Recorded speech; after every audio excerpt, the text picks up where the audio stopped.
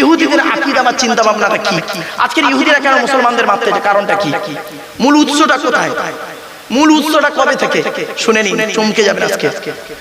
ইহুদিদের আকীদা চিন্তা ভাবনা হলো, ইহুদিরা আল্লাহকে আল্লাহ বলে মানে, আল্লাহকে অস্বীকার করে না, আল্লাহকে আল্লাহ বলে মানে। ইহুদিদের আকীদা কি জানেন? বিশ্বাস হলো আমরা হলাম আল্লাহর শ্রেষ্ঠ জাতি আর বাকি সব জাহান্নামী। ইহুদিদের চিন্তা ভাবনা কোথায় আছে? সূরা জুমা, কুল ইয়া আইয়ুহাল্লাযীনা হাদু ইন যাআমতুম আন্নাকুম আউলিয়াউ লিল্লাহি মিন দুনিন নাস ফাতামান্নাউল মাউতা ইন কুনতুম সাদিকিন। এই ইহুদি জাতির একটা ধারণা হলো যে আমরা হলাম আল্লাহর শ্রেষ্ঠ জাতি আর বাকি সব জাহান্নামী।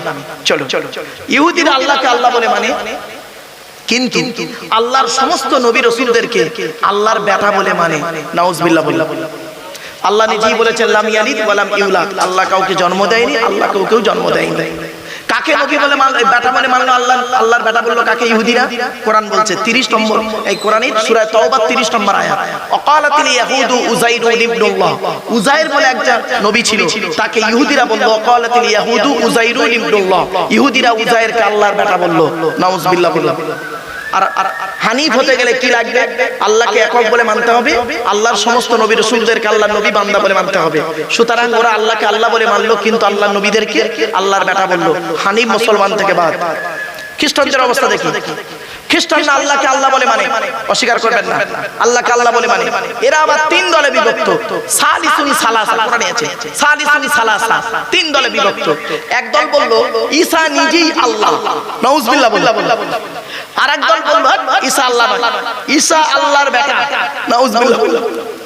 আর এক দল বলল না, ঈসা আল্লাহও নয়, আল্লাহর বেটাও নয়, আল্লাহর বান্দা এবং আল্লাহর রাসূল। এরাই হলো অরিজিনাল ঈসাই। এদের সঙ্গে আমাদের কুরবানি করা যায়। এরা যদি কোনো জিনিস কুরবানি করে দেয় আমাদের খাওয়া যায়, আমরা যদি কুরবানি করে দিই ওদের খাওয়া যায়। ওদের মেয়েদের সঙ্গে আমাদের বিয়ে দেওয়া যায়, আমাদের মেয়েদের সঙ্গে ওদের বিয়ে দেওয়া যায়। এই আকীদায় যারা ছিল, এই আকীদার লোক ছিল মাত্র পৃথিবীতে 12 জন। কত 12 জন ছিল মোট এই আকীদা বিশ্বাস। চলো, তাহলে খ্রিস্টানরা কি করলো? আল্লাহকে আল্লাহ বলে মানলো, আল্লাহর সমস্ত নবী রাসূলদেরকে আল্লাহর বেটা বলে মানলো, ঈসা নবীকে আল্লাহর বেটা বললো, মারিয়ামকে আল্লাহর স্ত্রী বললো। নাউজুবিল্লাহ। তাহলে ওরাও হানিফ মুসলমান নয়। আসছে মুশরিকদের অবস্থা। মুশরিকরা বলে আল্লাহু শ্রেষ্ঠ, আল্লাহু প্রণাম ব্রহ্মাম, আল্লাহই শ্রেষ্ঠ, আল্লাহই পরিপূর্ণ। আরেকটা জিনিস বিশ্বাস করে আল্লাহ একা সব কাজ করতে পারে না, অন্যান্যরা মিলে, সকলে মিলে আল্লাহ কাজটা করে। এরা বলে শিরিক। শিরিক শব্দের অর্থটা কি?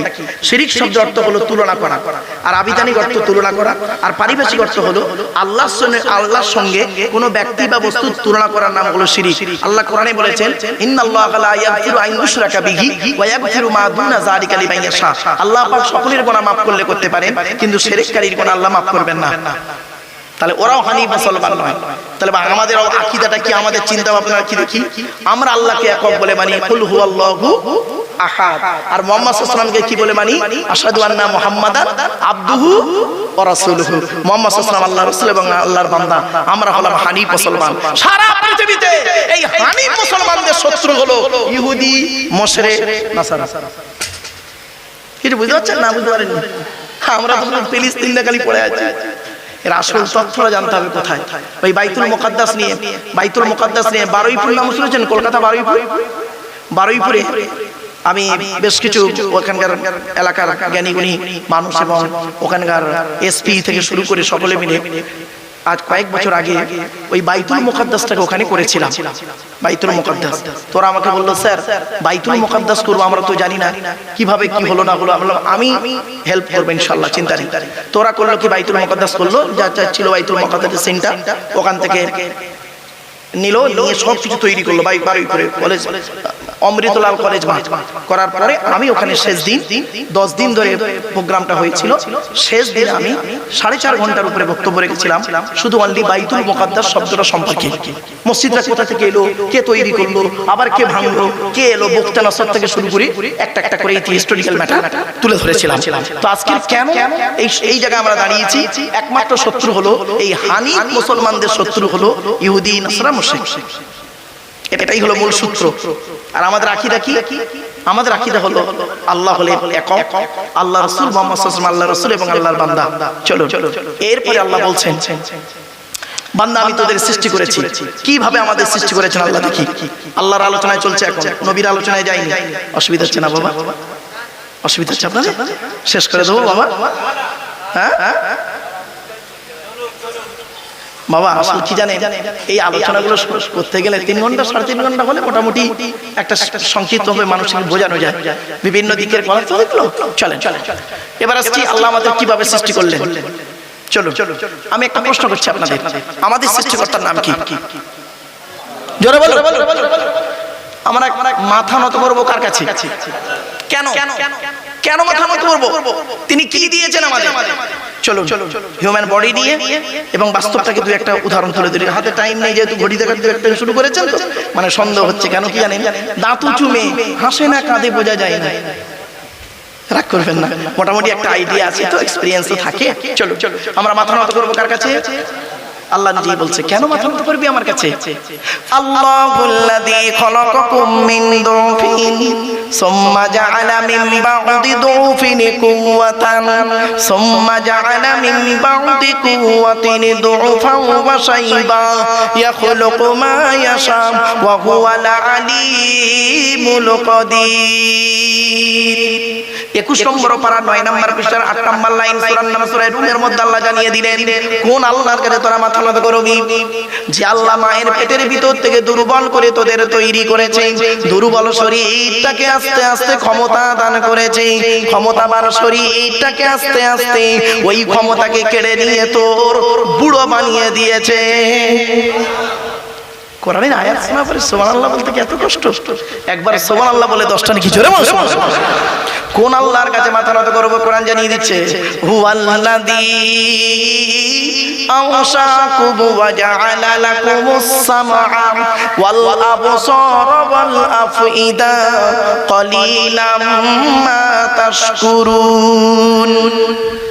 18 নম্বর পারা 6 নম্বর পৃষ্ঠা 4 নম্বর লাইন সূরার নাম সূরা মুমিনুনের 78 নম্বর আয়াত কোরআন জানিয়ে দিয়েছে কোন আল্লাহর কাছে তোরা মাথা নত করবি?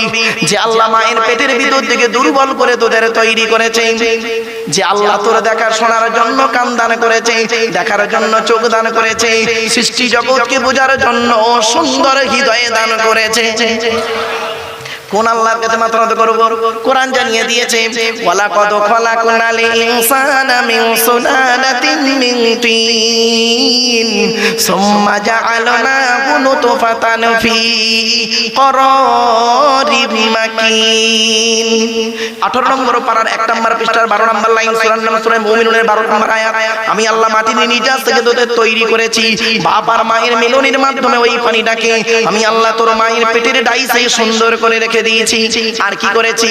সুম্মা খলাকনান নুতফাতা আলাকাতান ফাখলাকনাল আলাকাতা মুদগাতান ফাখলাকনাল মুদগাতা ইযামান ফাকাসাওনাল ইযামা লাহমা সুম্মা আনশানাহু খালকান আখর। আমি আল্লাহ তোর মায়ের পেটের ভিতরে ওই পানিটার 40 দিন পরে রক্তপিণ্ড করেছি, তার 40 দিন পরে মাংসপিণ্ড করেছি, তার 40 দিন পরে হাড় তৈরি করেছি, হাড়ে আর মাংস সুন্দর করে লাগিয়ে দিয়েছি। আমি আল্লাহ তোর মায়ের পেটের ভিতরে সুন্দর একটা আকৃতি দান করেছি। চলো আমরা এখন মায়ের পেটে এসে গেলাম, ঠিক না বেটি? খাওয়াবার দায়িত্ব কার? জোরে বলুন, খাওয়াবার দায়িত্ব কার? ওয়া মা মিন দাব্বাতিন ফিল আরদি ইল্লা আলাল্লাহি রিজকুহা ওয়া ইয়ালামু মুস্তাকাররাহা ওয়া মুস্তাওদাআহা কুল্লুন ফি কিতাবিম মুবিন।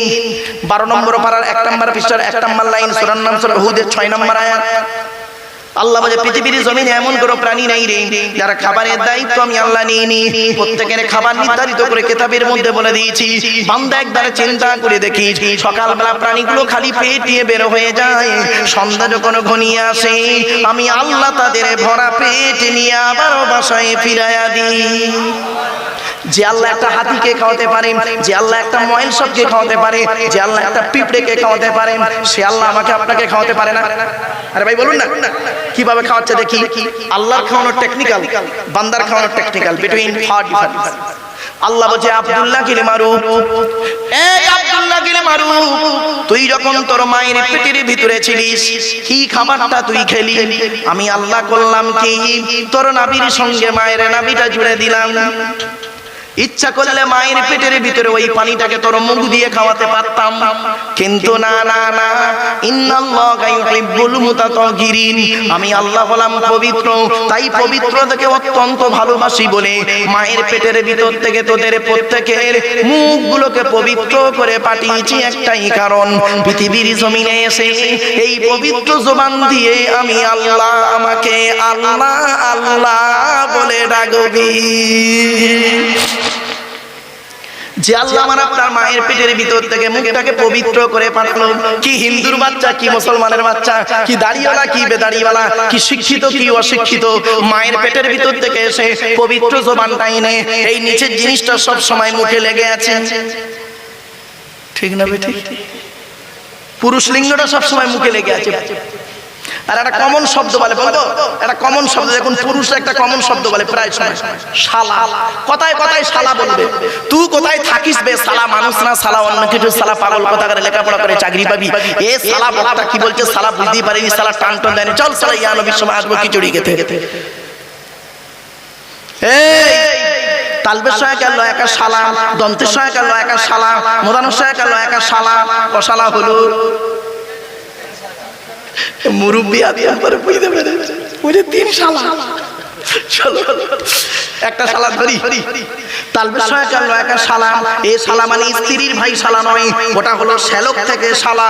তালবের সঙ্গে গেল একা শালা শব্দের সঙ্গে যদি কিছু জুড়ে দেওয়া হয় মানে হয় কি শুনুন, পাঠশালা, কর্মশালা, ধর্মশালা। মাথায় কিছু ঢুকছে? এরপরে আল্লাহ বলে বান্দা শোন, এই পৃথিবীর জমিনে তোর বাপ তোর কি ভালোবাসে, তোর মা তোর কি ভালোবাসে, তোর বাপ আর মায়ের থেকে আমি আল্লাহ তোর লক্ষ গুণ বেশি ভালোবাসি। প্রমাণটা দেবো, এই দেখে দেখে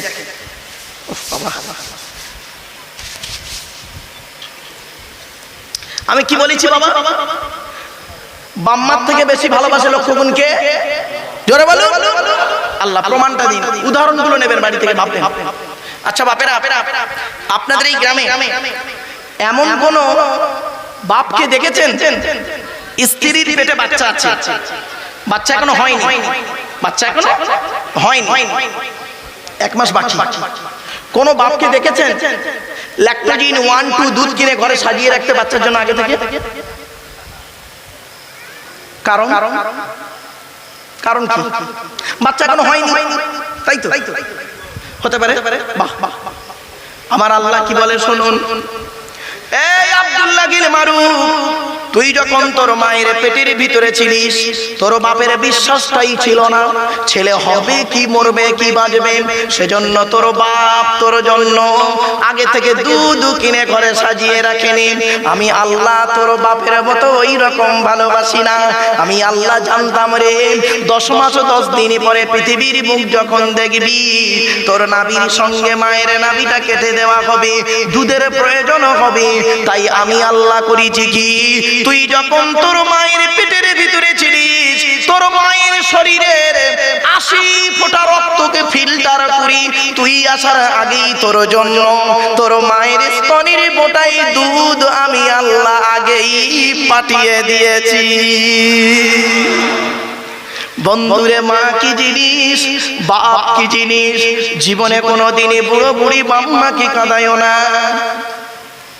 এই কোরআনে আছে আল্লাহর নবীদের পরই স্থান হলো বাপ আর মায়ের। চলো আমি আয়াতগুলো পড়ছি আর আপনারা গুনতে শুরু করুন কোথায় কোথায় বাম্মার সেবা করতে হবে কোরআনে লেখা আছে। 1 নম্বর পারার 11 নম্বর পৃষ্ঠার 12 নম্বর লাইন, সূরার নাম সূরা বাকারা, ওয়া বিল ওয়ালিদাইনি ইহসানা। 2 নম্বর পারার 12 নম্বর পৃষ্ঠার 13 নম্বর লাইন, সূরার নাম সূরা বাকারা, ইয়াসআলুনাকা মাযা ইউনফিকুন কুল মা আনফাকতুম মিন খায়রিন ফালিল ওয়ালিদাইনি ওয়াল আকরাবিন। 5 নম্বর পারা 3 নম্বর পৃষ্ঠার 3 নম্বর লাইন, সূরার নাম সূরা নিসা 36 নম্বর আয়াত, ওয়া আবুদুল্লাহ ওয়া লা তুশরিকু বিহি শাইয়্যা ওয়া বিল ওয়ালিদাইনি ইহসানা। বাম্মার সেবা যত্ন করো। 8 নম্বর পারা 7 নম্বর পৃষ্ঠা 11 নম্বর লাইন, সূরার নাম সূরা আনামের 151 নম্বর আয়াত, লা তুশরিকু বিহি শাইয়্যা ওয়া বিল ওয়ালিদাইনি ইহসানা, বাম্মার সেবা যত্ন করো। 15 নম্বর পারা 3 নম্বর পৃষ্ঠা 9 নম্বর লাইন, সূরার নাম সূরা বানি ইসরাঈল, ওয়া ক্বাদা রাব্বুকা আল্লা তা'বুদু ইল্লা ইয়্যাহু ওয়া বিল ওয়ালিদাইনি ইহসানা, বাম্মার সেবা যত্ন করো। 20 নম্বর পারা 16 নম্বর পৃষ্ঠা 3-4 নম্বর লাইন, সূরার নাম সূরা আনকাবুত, ওয়া ওয়াসাইনাল ইনসানা বিওয়ালিদাইহি হাসনা, বাম্মার সেবা যত্ন করো। 21 নম্বর পারার 11 নম্বর পৃষ্ঠা 6-7 নম্বর লাইন, সূরার নাম সূরা লোকমান, ওয়া ওয়াসাইনাল ইনসানা বিওয়ালিদাইহি হামালাতহু উম্মুহু ওয়াহনান আলা ওয়াহনিন, বাম্মার সেবা যত্ন করো। 26 নম্বর পারার 2 নম্বর পৃষ্ঠার 12 নম্বর লাইন, সূরার নাম সূরা আহকাবের 15 নম্বর আয়াত, ওয়া ওয়াসাইনাল ইনসানা বিওয়ালিদাইহি ইহসানা হামালাতহু উম্মুহু কুরহা ওয়া ওয়াদাতহু কুরহা, তোরা তোদের বাপ আর মায়ের সেবা যত্ন কর। তোদের মা তোদের বড় কষ্ট করে গর্ভে ধারণ করেছে, দুনিয়ার মুখটা বড় কষ্ট করে দেখিয়েছে সন্তান। তুমি যত বড় আলেম, হাফেজ, মাস্টার, ডাক্তার, ইঞ্জিনিয়ার, প্রফেসর হও না কেন, ইন্নাল জান্নাতা তাহতা আকদামিল উম্মাহাত, হে ছেলে মেয়েরা, তোদের জান্নাত হলো তোদের বাপ আর মায়ের পায়ের তলায়। বাপের ভাত দাও না, মার ভাত দাও না, তুমি আমার ওয়াজ শুনবে? ছি ছি ছি, লজ্জা করে তোমার মতো শ্রোতা আমার ওয়াজ শোনাটা, আমি লজ্জাবোধ বলে মনে করি। নিজের বাপকে দেখো না, মাকে দেখো না। আল্লাহর কোরআন জানিয়ে দিয়েছে সর্বপ্রথম টাকা পয়সা কাদের পিছনে ব্যয় করবেন। কোরআন বলছে ইয়াসআলুনাকা মাযা ইউনফিকুন কুল মা আনফাকতুম মিন খায়রিন ফালিল ওয়ালিদাইনি ওয়াল আকরাবিন। নবী তুমি বলে দাও, তোমাকে প্রশ্ন করছে টাকা পয়সা কাদের পিছনে সর্বপ্রথম ব্যয় করবে। আল্লাহ বলছেন নবী তুমি বলে দাও, সর্বপ্রথম টাকা পয়সা তোমরা তোমাদের বুড়ো বুড়ি বাম্মার পিছনে ব্যয় করবে, আল্লাহ খুশি হয়ে যাবে। ঠিক বলেছে, কম জ্বালাই জলে নেবে বেচারা। আরে বন্ধুরে, বাস্তব কথাটাই বলে গেলাম, বড় কষ্ট করে বলে যাচ্ছি। বাম্মা হলো অমূল্য রত্ন। যাদের বাড়িতে বুড়ো বুড়ি বাম্মা বেঁচে আছে, যাদের বাড়িতে বুড়ো বুড়ি বাম্মা বেঁচে আছে, তাদের বাড়িতে আল্লাহর রহমত ঝুরি ঝরে পড়বে। আল্লাহর নবী বলছেন, আমি বলিনি, রাদিয়াল্লাহু ফি রাদিয়াল ওয়ালিদাইন ওয়া সাকাতুল্লাহি ফি সাকাতিল ওয়ালিদাইন। এই ছেলে মেয়েরা, হকের উপরে তোদের বাম্মা যদি নারাজ হয়ে যায়, আল্লাহ নারাজ হয়ে যাবে। হকের উপরে তোদের বাম্মা যদি খুশি হয়ে যায়, আল্লাহ খুশি হয়ে যাবে। বন্ধুরে, শ্বশুরের সেবা করে কোনো লাভ পাবে না। বাপকে কাঁদিয়ে তুমি শ্বশুরের সেবা করতে যেও না। মাকে খেতে দাও না, শাশুড়ি হজে নিয়ে যাচ্ছে, রাগ করবেন না। মার ভাত দেয় না, শাশুড়ি হজে নিয়ে যাচ্ছে। আর শাশুড়ি জামাইয়ের খুব সুনাম করছে পাড়ায় গিয়ে, জানে ওমরা হজে নিয়ে যাচ্ছে শাশুড়ি। শুনে রেখে দিয়ে, এই ছেলে, তোমার শ্বশুর তোমার বাপ হয়েছে 20 বছর উপরে তার মেয়ে দেবার কারণে, শাশুড়ি তোমার মা হয়েছে 20 বছর উপরে তার মেয়ে দেবার কারণে, তোমার বাপ হয়েছে যেদিন তুমি মায়ের পেটে এসেছিলে সেই দিন থেকে, তোমার মা হয়েছে যেদিন তুমি মায়ের পেটে এসেছিলে সেই দিন থেকে। মনে রেখো, শুধু তাই নয়, সন্তান যখন মায়ের পেটের ভিতরে লাথি মারে, মা তখন আনন্দে হেসে ফেলেন। আর ওই ছেলে যখন পৃথিবীর মুখ দেখে কারোর কথা শুনে মার গায়ে লাথি মারে, মায়ের চোখ পেটে পানি পড়ে। দুটোই লাথি, একটা হলো পেটের ভেতরে লাথি, একটা হলো পেটের বাইরে লাথি। শুধু তাই নয়, বাস্তবটাই বলে গেলাম আজকে। মায়ের ছোট্ট পেটে ছেলের জায়গা হয় 10 মাস 10 দিন, আর ছেলের 4 তলা বিল্ডিং এ অভাগিনী মায়ের একটু শোয়ার জায়গা হয় না। আহারে, শুধু তাই নয়, আল্লাহর নবীর কাছে একজন ছেলে এসে বলছেন, ক্বালা জা রাজুলুন ইলা রাসূলিল্লাহি সাল্লাল্লাহু আলাইহি ওয়াসাল্লাম ইন্নী উরিদুল জিহাদ ইয়া রাসূলুল্লাহ। আল্লাহর নবীকে বলছেন, ইয়া রাসূলুল্লাহ, আমি যুদ্ধের ময়দানে শহীদ হতে চাই। নবীজি বললেন, ক্বালা হাইয়ুন আবওয়াকা, তোমার বাপ আর মা কি জীবিত আছে? ছেলেটি বললেন, হ্যাঁ, বাম্মা জীবিত। নবী বললেন, ক্বালা ফাফিহিমা ফাজাকি, চলে যাও, তুমি বাম্মার সেবা যত্ন করো। বাপ আর মা যদি দোয়া দিয়ে দেয়, তুমি শহীদের মর্যাদা পেয়ে যাবে। ও বন্ধু, পৃথিবীর জমিনে তিন ব্যক্তির দোয়া আল্লাহর দরবারে কবুল হয়, কোনো মিস যায় না। রাসূল বললেন সালাসু দাওয়াতিন মুস্তাজাবাতিন লা শাক্কা ফিহি, তিন ব্যক্তির দোয়া আল্লাহর দরবারে কবুল হয়, কোনো মিস যায় না। এক নাম্বার হলো দাওয়াতুল মাজলুম, অত্যাচারকৃত মানুষের দোয়া। কোন স্বামী যদি তার স্ত্রীর উপরে অন্যায়ভাবে অত্যাচার করে, স্ত্রী স্বামীর উপরে যদি অন্যায়ভাবে অত্যাচার করে, শাশুড়ি বৌমার উপরে, বৌমা শাশুড়ির উপরে, ননদ ভাবির উপরে, ভাবি ননদের উপরে যদি অন্যায়ভাবে অত্যাচার করে, আল্লাহর তরফ থেকে গজব পড়বে, বলতে আর হবে না। ওয়াদাবাতুল মুসাফিরি, মুসাফিরের দোয়া আল্লাহ কবুল করে। তিন নাম্বার হলো ওয়াদাবাতুল ওয়ালিদি আলা ওয়ালাদিহি, কোন বাপ আর মা যদি নিজের কলিজার টুকরা সন্তানের জন্য দোয়া চেয়ে যায়, বিদ্যুতের থেকে দ্রুত গতিতে বাম্মার দোয়াটা আল্লাহর দরবারে কবুল হয়ে যায়। বন্ধু, বাড়িতে গিয়ে ভাববেন